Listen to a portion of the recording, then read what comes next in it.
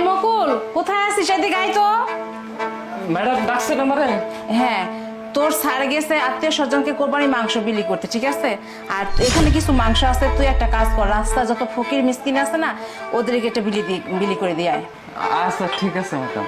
আচ্ছা, যা তাড়াতাড়ি চলে আসবে, কিন্তু আরো কিন্তু কাজ আছে, ঠিক আচ্ছা, আছে? ম্যাডাম। আচ্ছা।